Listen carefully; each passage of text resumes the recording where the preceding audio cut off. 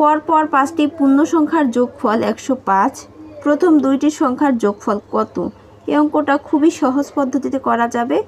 দেখেন এখানে পরপর 5টি পূর্ণ সংখ্যার যোগফল দেওয়া আছে 105, তাহলে মোট সংখ্যা কত? 105।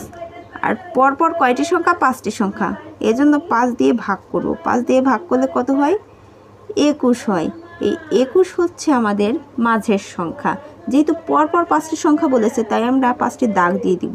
1 2 3 4 5। আমরা 21 পেলাম, 21 মাঝে লিখে নেব। 21 লিখলাম।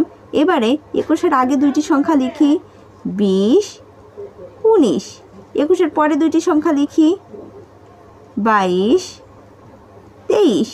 আমরা দেখেন 1টা 2টা 3টা 4টা 5টা সংখ্যা পেয়ে গেলাম, পরপর 5টি সংখ্যা পেয়ে গেলাম। এরপরে কি বলেছে? প্রথম 2টি সংখ্যার যোগফল কত?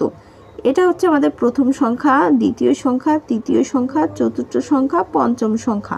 প্রথম 2টি সংখ্যার যোগফল করতে বলেছে, এজন্য আমরা প্রথম 2টি সংখ্যা কত? 19 এবং 20। এই দুটির যোগফল করি। 19 এবং 20-এর যোগফল কত? 39। তাহলে আমাদের এই অঙ্কের সমাধান কত?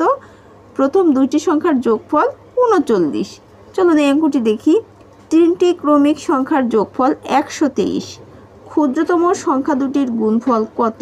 দেখেন এই অঙ্কটা যেভাবে করেছি এই অঙ্কটাও সেম সেরকমই। 123 আমাদের মোট সংখ্যা দেওয়া আছে, 123 সংখ্যা লিখে দিলাম। এবারে কয়টি ক্রমিক সংখ্যা বলেছে? 3টি ক্রমিক সংখ্যা, তাহলে 3 দ্বারা ভাগ করব। 3 দ্বারা 123-কে ভাগ করলে কত হবে? 41 হবে। এরপরে আমাদের কি বলেছে? ক্ষুদ্রতম সংখ্যা দুটির গুণফল কত? তাহলে আমরা 3টি ক্রমিক সংখ্যার একটি পেয়ে গেলাম 41। ক্রমিক সংখ্যা কয়টি ছিল? 3টি ছিল, তাহলে 3টি দাগ দিয়ে দিব। 3টি দাগ দিলাম। 41 সংখ্যাটা মাঝের সংখ্যা, মাঝে বসাই। 41-এর পরের সংখ্যা কত? 42 এবং 41-এর আগের সংখ্যা কত? 40। এবারে কি বলেছে? ক্ষুদ্রতম সংখ্যা দুটি। এখন 40 41 42 3টি সংখ্যা আমরা পেয়ে গেলাম ক্রমিক সংখ্যা। এই 3টির মধ্যে ক্ষুদ্রতম কোনটি? 40। তারপরের ক্ষুদ্রতম 41। তাহলে ক্ষুদ্রতম সংখ্যা দুটি কোনটা? 40 এবং 41। এবারে ক্ষুদ্রতম সংখ্যা দুটির গুণফল করব।